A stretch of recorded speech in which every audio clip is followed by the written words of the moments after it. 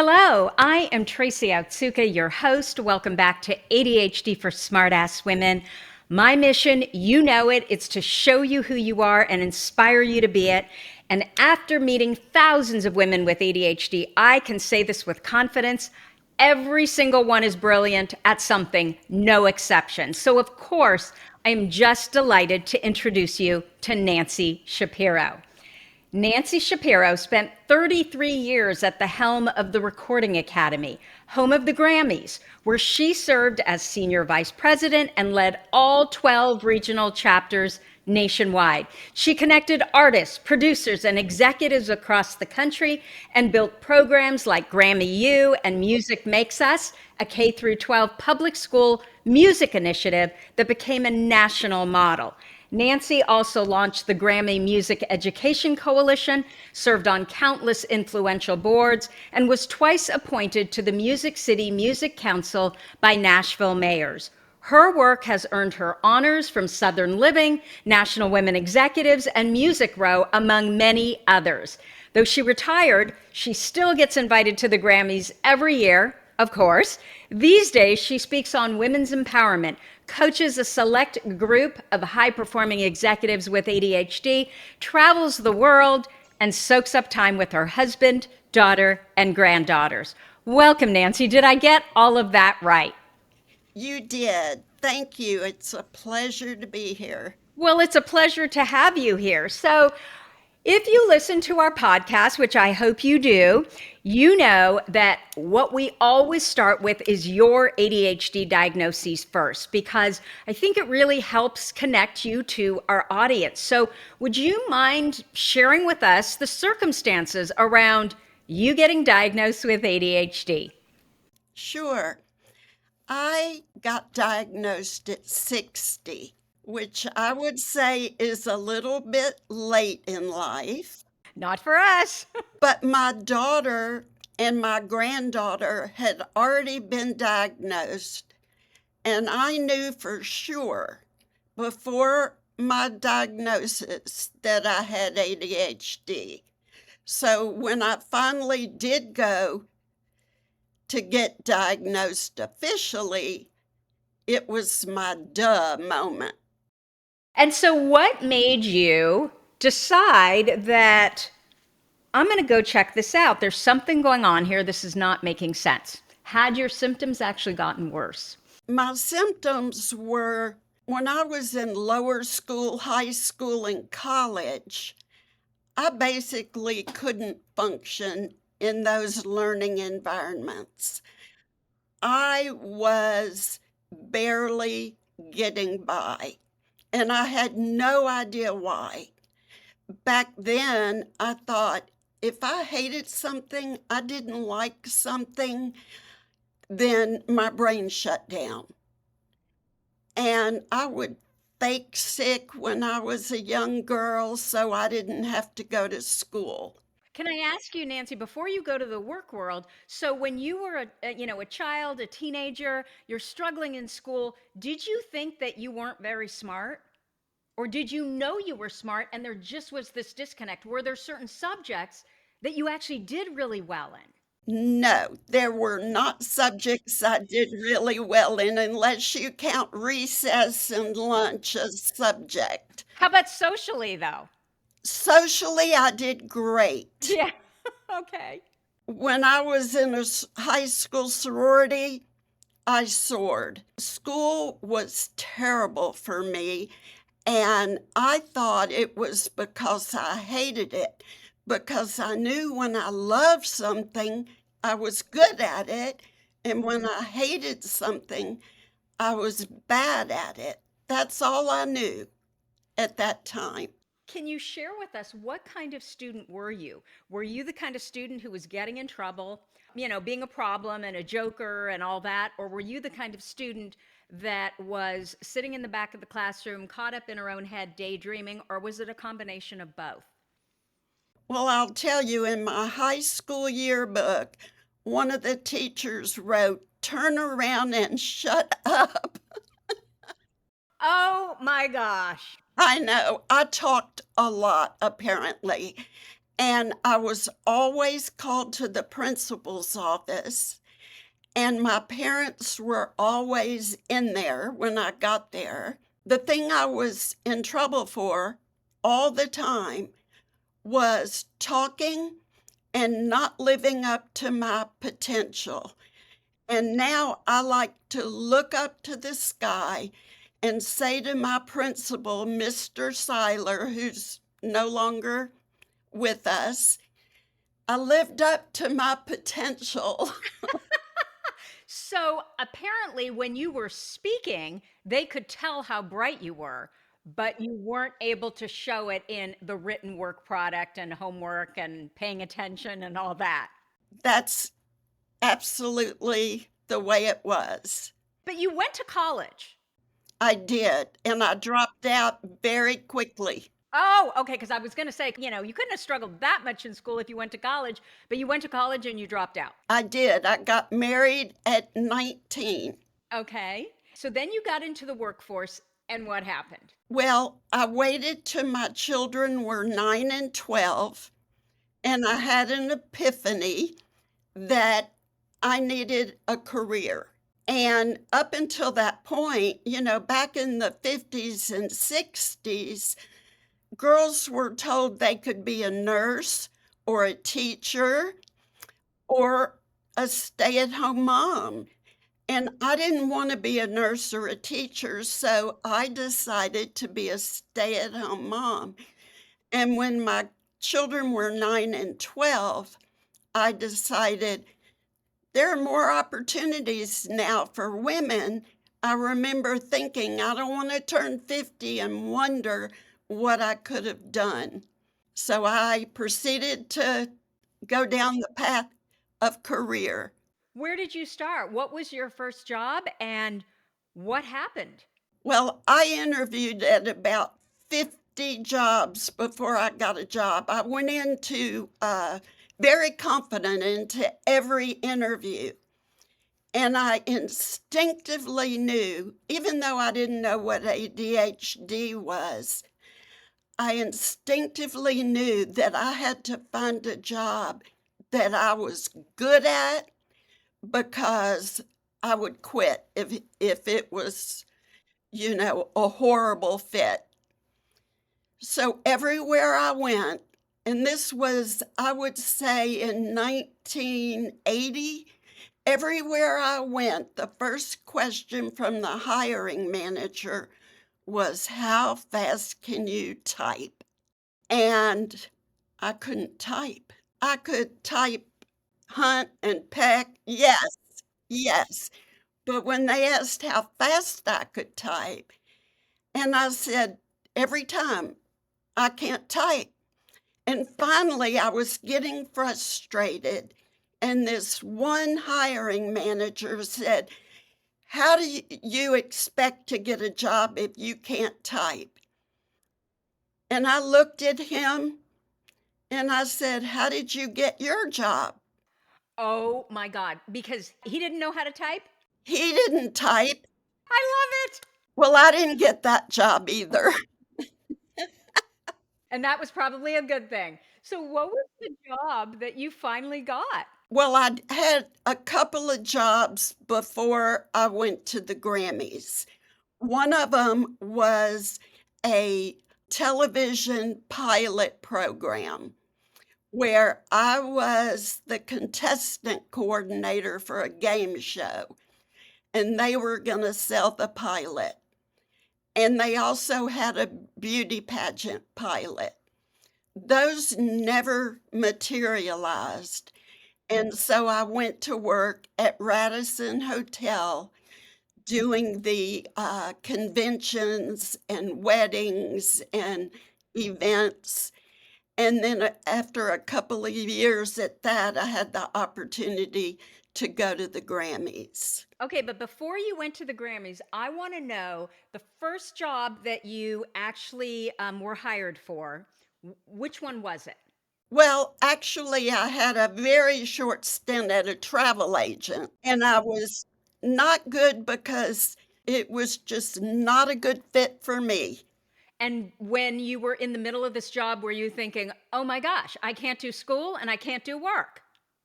No, I was thinking, "There's something wonderful for me. This is not it." There's this optimism, this ADHD optimism. Okay, so then what job did you take after that? I went to the television production company. And how did that go? That went really well. I really loved it, but after 2 years of them not selling the pilots, they Hmm. were gonna close down, and I was gonna have to get a new job. But Nancy, were you a really good fit for that job? Yes. And so was that the first time that you had this spark of, "Oh my gosh, I'm actually really good"? I don't know if it's weird. I've always had confidence in my ability, not my ability at school, but my ability outside of school. I was successful. This sounds like I'm patting myself on the back, Pat yourself on the back. We believe in gold stars here. but I was successful at so many things that I had a lot of confidence. School was the only thing I wasn't successful at. Tell us what you were successful with, because so far when I'm listening to your story, I'm thinking, why would she think she's successful? All she's talked about are the things she couldn't do other than that first job. But I'm curious, like what you were like as a parent. Was that easy for you? Obviously, you were socially very successful, so successful with friendships, but what were the other things that you were just naturally good at? Well, it goes back to my childhood. I was always the person in the neighborhood who would get the neighbor kids together and do a carnival and raise money for charity or do a play and invite our parents and make them pay and give the money to charity. I was always innovative and I had endless energy, and I always wanted to create something from the time I was a child through high school. That's how I've always been. Outside of school, I was creative, I was innovative, I was entrepreneurial, and so I had a lot of successes. If I could just get rid of the school part of my life, I knew everything was gonna be great. Can I ask you now, looking back, decades later, do you feel like you learned anything at school? And I'm not talking about the social part, but just the day to day learning. Yes, I can add and subtract and multiply and divide. I can read. My father made sure that I knew all the Greek gods and goddesses because he just drilled them into my brain. I did learn, but I used a lot of cliff notes, let's say that. Because you were creative and you're trying to figure out how to learn something you could give a rat's ass about, right? Right. When we got to algebra and geometry, let me put it this way, I'm great at adding and subtracting and multiplying and division. That's kinda where it stops with me. Yeah. When you think about it, in your world, you don't need the other stuff, right? Right. But we have this system of education where we go wide instead of deep. Instead of looking at each child as an individual and figuring out, who they really are, we're like, no, no, no, you have to learn everything, and that will determine where you go next. Right, and my granddaughter, she had an early intervention when she was 6 years old, and it made all the difference. She's excellent in school. She's in college now and making fabulous grades, and she had all the tools that she needed to be successful in school. I didn't have that. But it sounds to me like you were privileged in that, stop me if I'm wrong, it's just a sense that I get, that you had a really strong family Yes. that supported you. That despite the fact that they might have thought you're not trying hard enough, you knew they loved and they cared about you.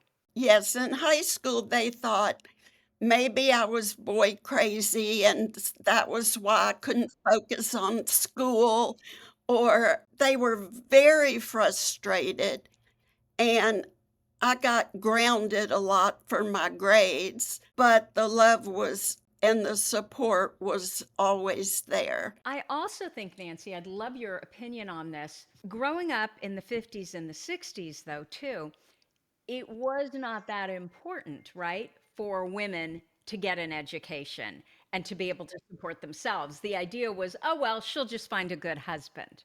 Right, yes. As soon as I got engaged, which was my freshman year in college.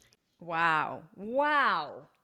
I know. So then your parents weren't worried because they thought, oh, well, someone's going to take care of her. She won't have to do this stuff. That's right, and they even said to me, "You don't have to go back to college. Ah, You're engaged now. yeah, you're all set. You're set." So I'm curious, did you like being a parent and was parenting easy for you? Parenting was very easy for me in the sense that I'm very maternal. Of course, it was just as hard for me as everybody else, but I loved being a parent, and now being a grandparent is the best thing ever. Not a grandparent, but I totally agree on the parenting thing. And I know I will agree on the grandparenting thing. But I think a lot of it for women like us is we also had really good role models as parents, right? Yes, If you don't have that kind of big T developmental trauma, I think it's so much easier for us. And I also think that if you're just naturally energetic and you kind of are joyful and fun, and you don't make a big deal out of, things not working out for your kids, like, if they struggle in school, or I remember my daughter got in a food fight. Actually, her best friend, I think, is the one who started it, but her best friend's mother was so upset because how would that look? They're in a Catholic school. And I was just like, oh my God, this is hilarious. Calm down. We will laugh about this in 10 years. Like, I just did not see making a big deal out of that. Hey, the girls got fired. They got in a food fight with the boys. But the girls are the ones who got in trouble. So let me get back to the reason you ended up getting diagnosed was why? What were your symptoms? What were you concerned about? Something must not have been going well because why would you get diagnosed? I'll tell you why I got diagnosed. I knew I had ADHD. I didn't need to be diagnosed. Okay. But anytime I would casually mention to a friend or, that I had ADHD, they would roll their eyes and say, "Oh, everybody thinks they have ADHD." And people really didn't understand it. And I just wanted to make it official because it was having a neurodiverse brain is a serious situation that people take lightly or don't believe you. I wasn't shocked when the doctor said, "Oh my, you certainly do have ADHD." I knew it was hereditary. I knew my daughter had it. I knew my granddaughter had it. And it made all my struggles and my superpowers make sense. So, what were some of the struggles that you're referring to? I've mentioned that I have endless energy. That's when I'm engaged and I'm happy and I'm enjoying what I'm doing. When I am not engaged or I am bored or I am unhappy, I'm exhausted. I find that I've heard you talk about the superpower being able to hyper-focus. I can hyper-focus, which is a double-edged sword, right? We talk about that, Nancy. Why do you think it's a double edged sword? Well, at work, I could get into something for hours at my computer and be very creative and innovative and excited. And my assistant could come in and be at my back and talk to me, and I didn't hear a thing. And I would hear her go, Nancy, Nancy. And I would go, hold on a minute. I need to finish this. And so they got used to that. But sometimes that can be a problem. You're so hyper focused that you tune out the world. Yeah, and people think you're ignoring them, you're selfish, you only care about what you're doing. It appears that you're just not very nice sometimes. And I'll be honest, there are times when I do hear, like my husband talking to me, and I'm like, I just need to finish this. You can't talk to me. Right.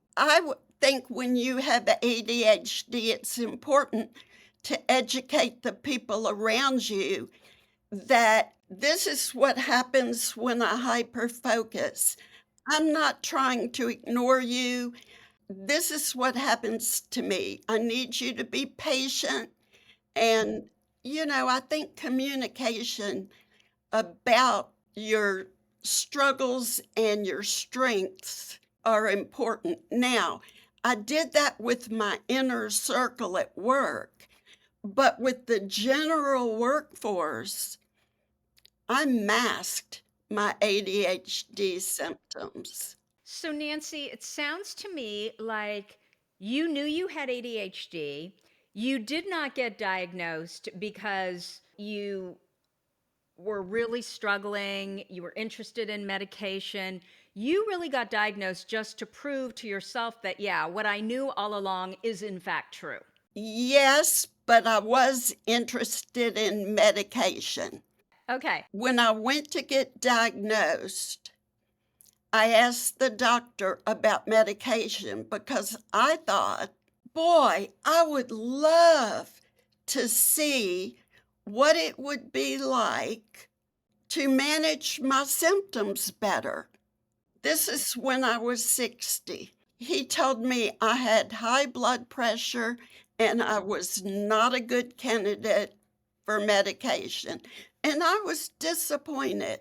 Now, I think looking back, I like the way I am, especially now that I'm not in school. I can pretty much manage anything that comes my way. Are you grateful that you didn't try medication because it forced you to develop other workarounds and strategies that maybe you wouldn't have if medication even worked for you? I'm an endlessly curious person, and I would have liked to have tried it. I have seen where medication has been a godsend for certain children. I knew what it was like to not be on medication for years till I was 60. I would have liked to have compared to see what it was like on medication and then make my own adult decision to whether it was beneficial for me or not. I've told this story quite a bit, but I did try medication. Probably for 2 years off and on. I tried all different kinds of medication. Nothing ever worked except one time, which is probably why I hung in there. One time Ritalin worked, and I was memorizing a speech, could not memorize it. I got the medication, it was Ritalin, picked it up at Costco, and on the way home, I was like 45 minutes away from the house. I literally recited that speech 5 times cold. No problem at all. But that is the only time it ever worked for me. But I am so grateful for that one time because now I know what medication does for some people. Right. It's different for every person. And I would encourage everyone to talk to your doctor that you trust and go from there. I think it's different for everybody. It really is. And, for some of us, the side effects are just not worth it. For others, it seems like it's magic. So, unfortunately, I'm not one of those people because what I do know is when I really have to do things that I hate to do, I would use medication if it worked for me, you know? Right. So I'm curious. Okay, let's go back. So now that we've wrapped up the childhood, we know you're married, you've gone now to your second job, that job kind of fizzles out. What happened after that? I heard they were hiring an executive director to run the Nashville office of the Grammys. How many years out in the workforce did you have at this point? I had 3 years, I think. How are you qualified to be the executive director of the Grammys? Oh my God, that takes huge cojones to even apply for that. I tell you, I had a lot of confidence. I guess. I did. I remember thinking that I needed a fun job. I remember thinking when I first went to work, when my children were 9 and 12, look, we've been living on one salary this whole time. I told my husband, I'm going to go to work. I'm going to get a job. But if I hate it, I'm going to quit. And was your husband encouraging that you get a job, or was he like, oh, just stay home? My husband is wonderful. We've been married 56 years, and he's supportive, and he always said, whatever makes you happy, I'm here to support you. Okay, so you also had that. You had a partner who just understood you and loved you for who you are. Yes, Okay, that's the other huge bonus. yes. I'm just keeping track of them. Yeah, I'm sure he got frustrated at times with my ADHD that we didn't have a name for all those years. But I went and I applied for this job. I wanted a fun job. And remember when I said I went on a lot of interviews? Well, they would always ask me, what kind of job are you looking for? And I didn't want to say a fun one. What does that mean, Nancy? What is a fun job to you? To me, a fun job is one I can do well. Ah. Well, and that's how our ADHD brains work, right? Fun, challenging, social. Yeah, dopamine. Right. So I went to work for the Grammys in 1985. So I guess it was 5 years after I started working. And it just was a fit from the beginning. Why? I had to interact with a lot of people.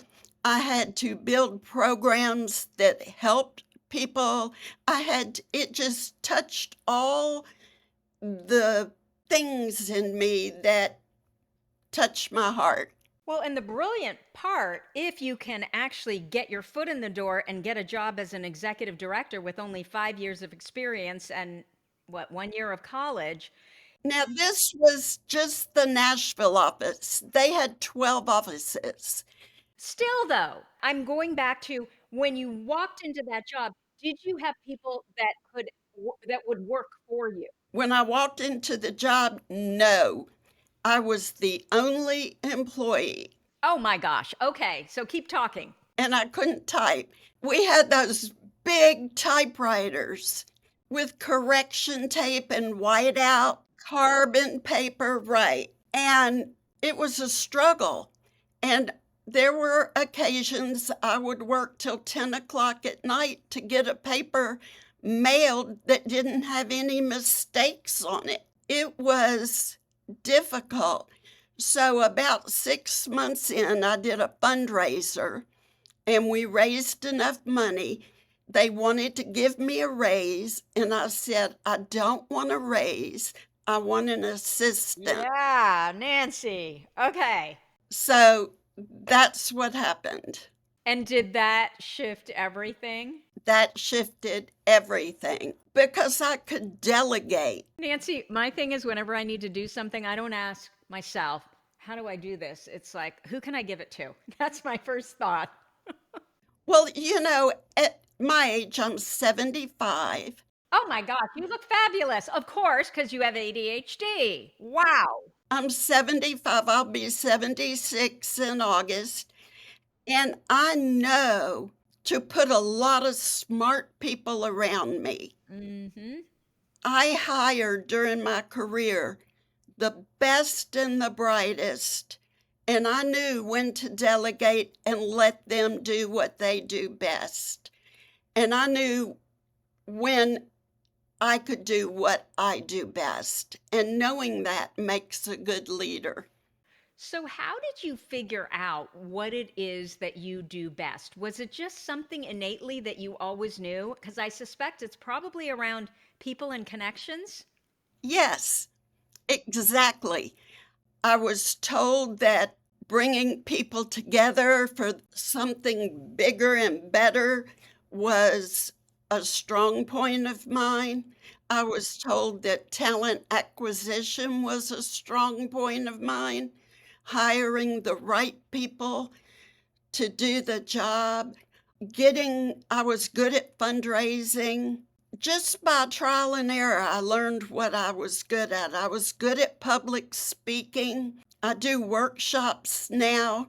I think I mentioned that I lost my son 20 years, a little over 20 years ago. How many kids did you have, Nancy? Two, I have a son and a daughter. My daughter now is going to be 52, and she's remarkable, and I'm so proud of her. I lost my son about 20 years ago, and of course, it was devastating and mentally and physically traumatic, to say the least. And I didn't know that ADHD and grief could intertwine, only looking back, because when I lost my son, I didn't know I had ADHD.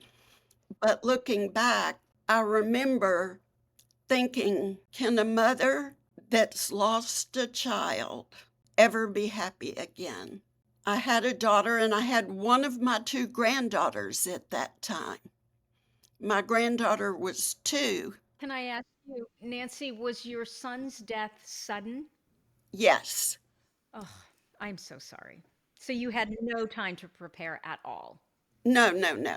A Monday morning, I got a phone call he was gone from his wife. But I went on a journey. I got into grief therapy, which was a godsend for me because I felt like I was in quicksand. I felt like I had a black hole right beside me that I was going to fall into. And believe it or not, I went back to work a week later. Looking back, I know now that it was because of my ADHD. I could not sit home and ruminate. I just couldn't. Now, when I got to work is when I started masking because I lost my short term memory. I was not doing a good job. I was trying to fake it. My mind was not there. But I didn't want to go home. I was afraid I'd be in the fetal position in the bed. So I thought my best option was to put one foot in front of the other. I started thinking, I don't want to miss out on being a grandmother. I don't want to miss out on joy. I don't want to miss out on watching grandkids grow up. Is my life basically over?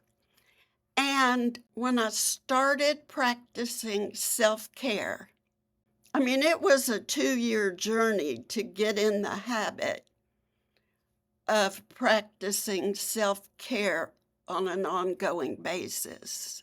What I learned about practicing self-care with intention was it helped my ADHD symptoms.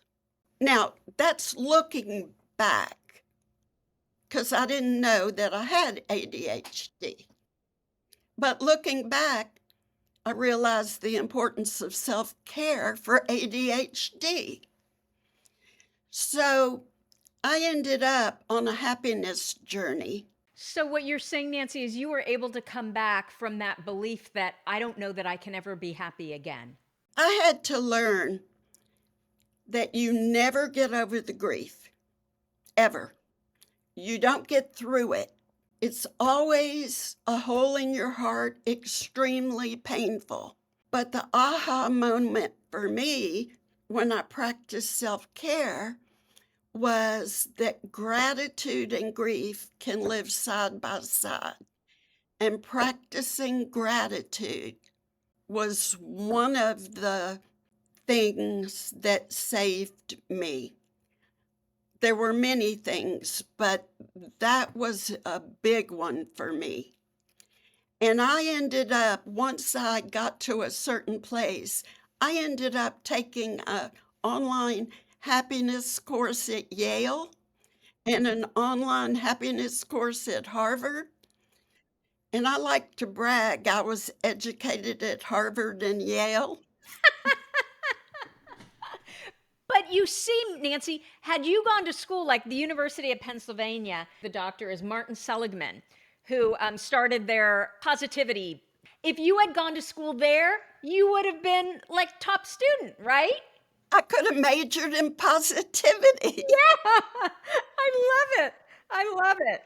And I love that you say that gratitude and grief can live side by side. And so, are you saying, I'm assuming gratitude for all kinds of things, but also gratitude for your son, right? And all the beautiful memories and experiences that you shared together. Yes, I have a gratitude journal that I use, and it could be something like I saw a beautiful tree, or it could be something amazing about a relationship you're in. And gratitude, and my daughter would tell you, and my granddaughters would tell you, that I'm pretty preachy about counting your blessings because I'm not a doctor, but I think it releases serotonin or dopamine or Yeah, you're right. It totally does. yeah. So, can I ask you, when you keep a gratitude journal, is it just kind of whatever you see, or do you have a gratitude journal where you're never allowed to repeat the same things twice? Oh, no, I don't have rules for it. I try to be unique, I guess, Uh huh. but it could be something deep and meaningful, or it could be, you know, I remember after Scott passed away, I remember the first time I laughed out loud. And I didn't realize I would ever laugh again. And I have Jack Black to thank for that. And the School of Rock, I was watching it and I laughed out loud and I was like, I had a moment of joy. And that was the first time that I realized that there was hope. So, that one laugh opened up something in you that you realized, okay, where there's one, there's more. Exactly. Exactly. And I was in my early 50s when Scott passed away. I was too young to give up on life, but I didn't know how to embrace it. And so I went on a journey, and with some good, wonderful grief counseling, I now teach what I learned. I love that. So I am curious because you said you lost your short term memory when Scott passed away. Did it come back or did it never? Was it always a problem after that? No, it came back. Thank goodness. Yes, I went on a trip to New York, and this was right after Scott passed away. I had gone back to work a week later, and I was interviewing by that time, I was over all 12 chapters, and I had climbed up the ladder, and I flew to New York and I was interviewing candidates to be the executive director of the New York office. And I spent 2 days interviewing candidates and I flew home and I couldn't remember any of them. And that was very upsetting. Number one, because what's wrong with my brain? And number two, I felt like I had wasted my company's money on flying to New York and interviewing these candidates. When you say you couldn't remember any of them, was it literally that, or was it that you couldn't remember who said what and who you even liked? And It was the latter. I knew I had interviewed them, Didn't you walk away from the interview though with this visceral gut sort of this is the person we should hire? No, Oh, okay. because it was a first interview. At that point, we didn't interview on the computer first. Right. And so it was my first face to face with them. And would rarely make a final decision in a first interview. Well, I got home and I couldn't remember who I wanted to bring in for a second interview. So it was, but it came back not long after, but I had trouble with it for a little while. So it sounds like it was grief, right? Hijacking your prefrontal cortex, where, memory and all of that. And I wonder too if it wasn't a little bit of perimenopause as well. So hormones are bouncing up and down at the same time.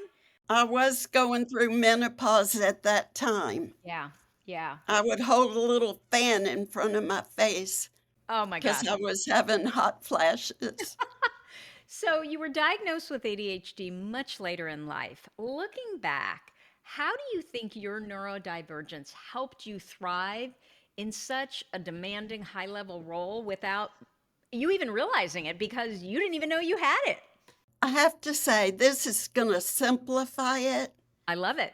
It's a big company. I had an IT department, I had a marketing department. And when I say I didn't have, the company had an IT department, marketing, anything you would need. And I had support from the CEO. I had an administrative assistant, I had a membership coordinator, I had a project coordinator. And what I was good at was team building. And I was a very nurturing executive leader. And I realized early on that their success was going to be my success. So I can't say that my success was due to a team. And yes, I was in a leadership position, but a lot of people came together to make everything work. But you led that team, and it sounds to me like you really led first with empathy. I did. Your team members probably understood and saw how much you cared about them, not just who they were in that role, but who they were as people. Well, I have been retired 8 years and I'm still in contact with all of them. And my inner circle team, I had a team of 66 people, but my inner circle team, I still go out to lunch with once a month. Oh my gosh. I just absolutely love that, Nancy. What are the most surprising or misunderstood traits of ADHD that you think show up in successful executives like you? The good qualities, or you mean the challenging ones? Well, you know what? It could be both, actually. But I suspect the challenging ones are balanced. Every coin has two sides, right? They're balanced by, I mean, we can be chaotic and all over the place, but it's because we're so curious, right? And curiosity is a really good thing as far as moving anything forward. So it can be anything. Just things that people don't understand are almost universal in successful executives. It's funny. I would be talking to my assistant and we'd be having a productive conversation, and an idea would pop into my brain and I would be off on a tangent. And so I had to explain to them that I had ADHD and just help me get back to the conversation we were having. So I think I go back to communication is key. I find humor now that I'm my age in my challenges. I interrupt people and I have to bite my tongue. My daughter taught me that. Bite down on your tongue while someone's talking. Yeah, but I can't because then I've forgotten what I'm, how I want to respond. That's why we interrupt, right? Yeah, absolutely. Communication. Is there anything else?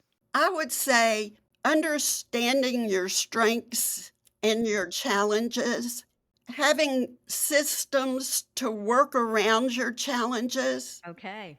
I created systems to work around my challenges without even knowing it.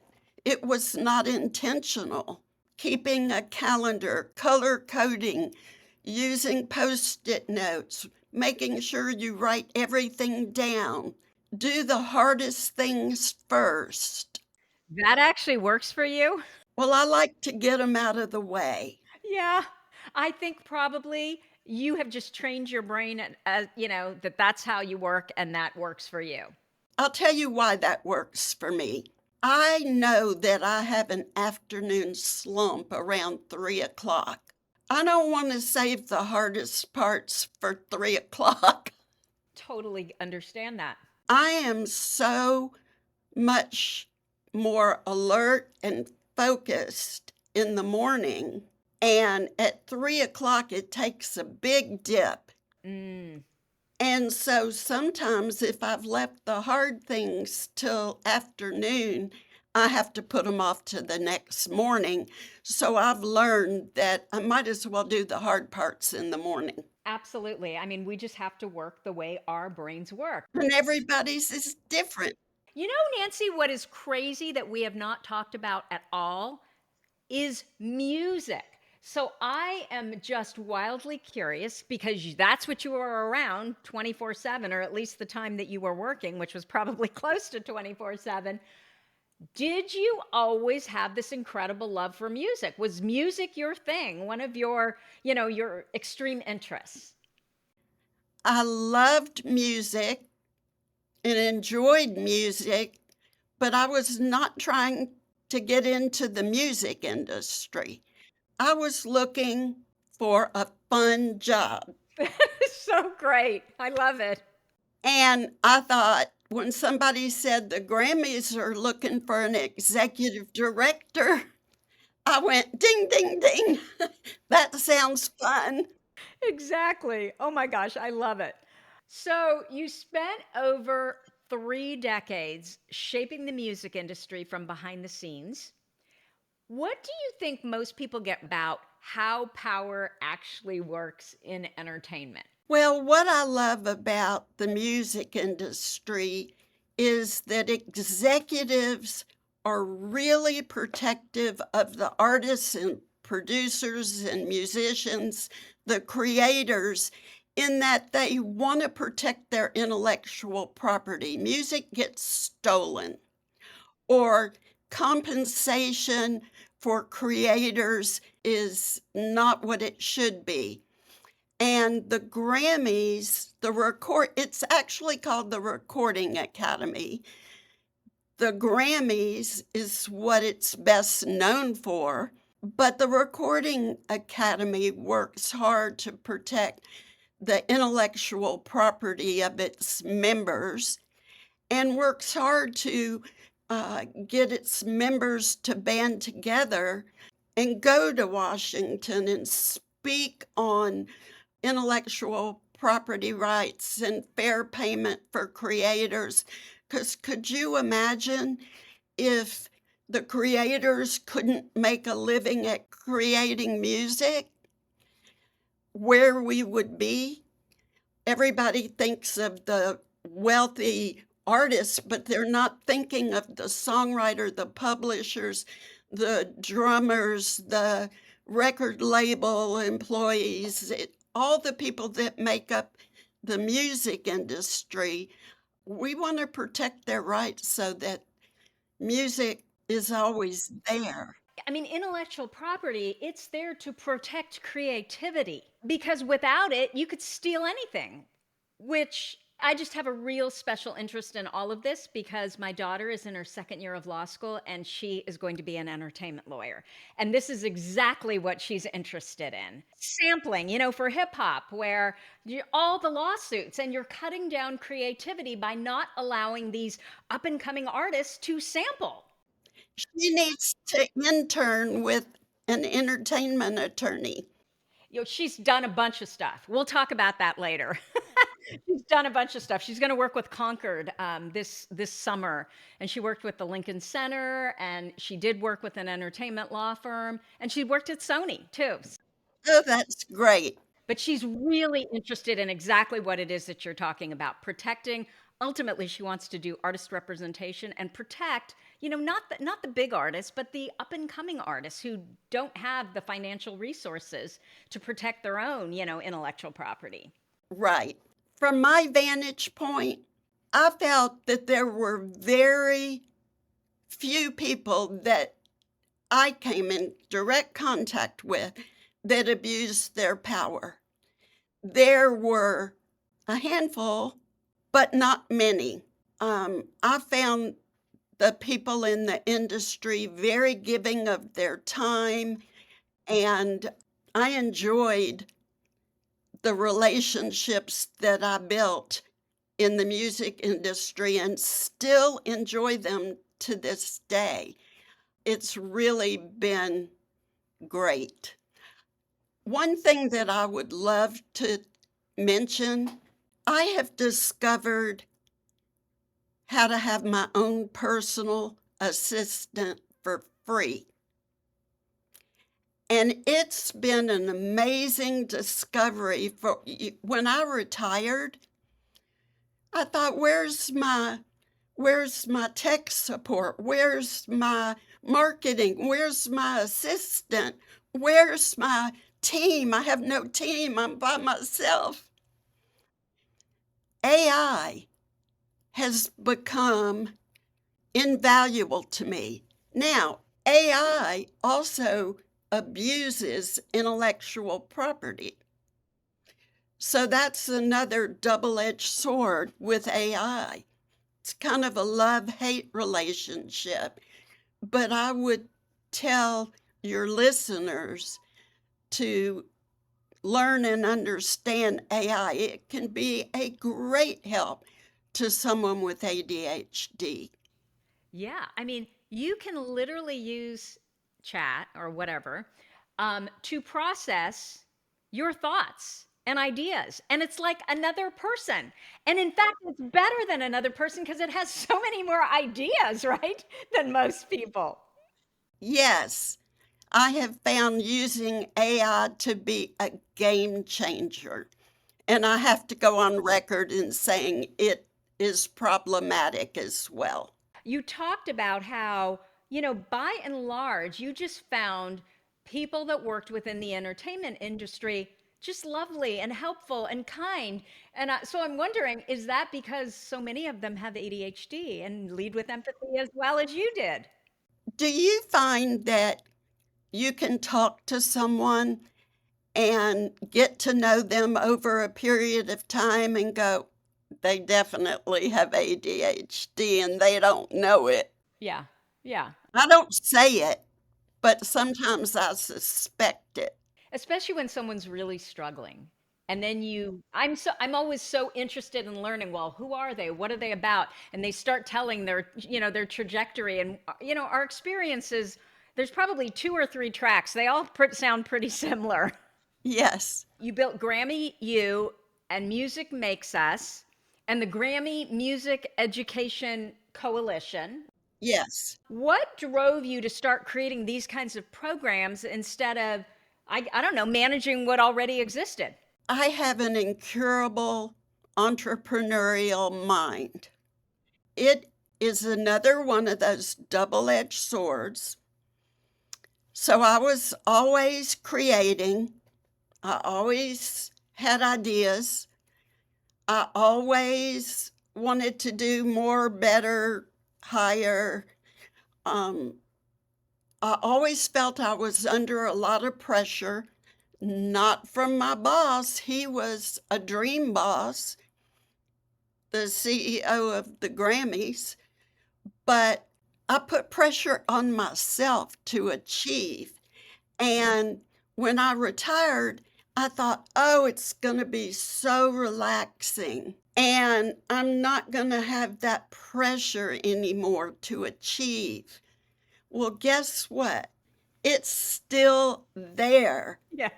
I can't get it out of my head. I come up with new ideas and new ways of attacking a problem, or I'm working on a project now with Rekindle Fellowship, which is an organization that started in 2020, and I'm bringing it to Nashville. I have a friend that said, Nancy, is your problem that you can't say no? I said, well, it's not a problem that I can't say no to other people. It's a problem that I come up with these ideas and I can't say no to myself. So, yeah, I'm endlessly entrepreneurial. I would have thought at 75 that I would be in a rocking chair on the front porch. Okay, Nancy, you've proved my point. I am looking around at my friends who are starting to talk about retirement and what they're going to do in retirement. And I'm always thinking, what the hell are you talking about? Retirement? We only have X number of years. There is so much to do. I'm going to go out, kicking and screaming, doing something, not sitting on that rocking chair. And is that exactly how you are? It's like, as long as I'm here breathing, I'm creating. Well, that's how I am now. When I retired, I wanted to stop. Hmm. I wanted to breathe. I wanted to relax. I wanted to travel. And I do travel. I wanted to put pressure on myself to achieve, but I can't. Yeah, how did that go? So how long were you relaxed in retirement? A minute. Oh, really? It wasn't even a month? I got fidgety the first month. And I do volunteer work. I volunteer at a life hospice here in Nashville, where I go in with a grief counselor to the schools and help children that are grieving the loss of a family member. And I'm working on Rekindle Fellowship, which is a wonderful organization. And then through Shapiro sessions, I don't take on a lot of new clients. I try to be disciplined about that. But at Shapiro sessions at gmail.com, they can reach out to me, and I'd love to hear their story about ADHD. I really love public speaking and doing workshops. I recently coached one client. I never take on more than one at a time. I'm trying hard to be semi-retired. Okay, Nancy. So we determined that you're a bit of a yes woman in terms of, yes, I can do this and yes, I can do that. What was the most pivotal yes of your career, and what made you brave enough to say it, to say yes to it? I wish I had more time to think about that, but I do remember a time I was doing an event with Ronnie Millsap, and I wanted to get a letter from President Reagan, only the time I thought to get the letter was on election day, and I just called the White House and asked for President Reagan's office. And I finally got through to somebody in his office, and they said, do you realize it's election day? And I said, they said, when do you need this? I said, tomorrow. And I talked to him for a long time, and we hung up, and The next day, the mailman comes to the door and says, "You got a letter from the White House." And, you know, I'm not afraid. I'm fearless. I am really fearless. Which is so ADHD, by the way, especially hyperactive combined type ADHD. So was that an event that kind of triggered in your brain, if I can do that, I can do anything? There's always a way.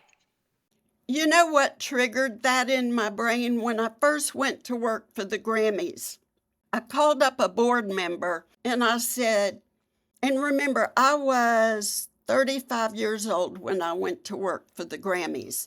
I called up a board member and I said, "Could you call Johnny Cash and ask him if he could do something or other?" And he said to me, "Nancy, you work for the Grammys. All you have to do is call Johnny Cash and say, 'This is Nancy Shapiro with the Grammys,' and he will take your call." And I said, I had probably been working there 2 days. And I said, "Really?" And then I tried it and it worked. And then I really felt like, whoa, I can do anything. And it just took off from that moment on. So at that point, you just never thought twice about just asking. I mean, the worst thing that can happen is they say no, right? You can't get it this time. Right. I asked my parents one time, how come my brothers each got a car and I didn't? I was the oldest. They said, "Well, you never asked." Well, I didn't let that happen again. That is hilarious. Because I was going to sexism right away, and it wasn't even that. It was just they thought you didn't even care. Right. I stood up for myself from that moment on. What's the most impactful piece of advice that you've ever gotten? And it can even be the most impactful piece of advice you've ever gotten about working with strong personalities in high pressure environments like the Grammys. I think the most important piece of advice I ever got is trust your gut. I worked with someone that was very data driven, and I respect that because there's a place and a time to look at the data and make decisions based on that. But there's also a time to get to a quiet place and ask yourself, what do you know the answer to this is? And trust your gut. To know when to trust the data and when to trust your gut, I think is important. And I think really the most important thing in someone's career is integrity. I think that you cannot compromise. Absolutely. So, what do you want women, especially late diagnosed ADHD women, to understand about success, legacy, and basically doing things your own way? I would rather they embrace their ADHD because it's not going anywhere and learn how to manage it to its best potential. I think that I'm not a big fan of Henry Ford, but he had a quote that I love, and that was, "If you think you can or you think you can't, you'll be right." And I believe that, and I think I can a lot.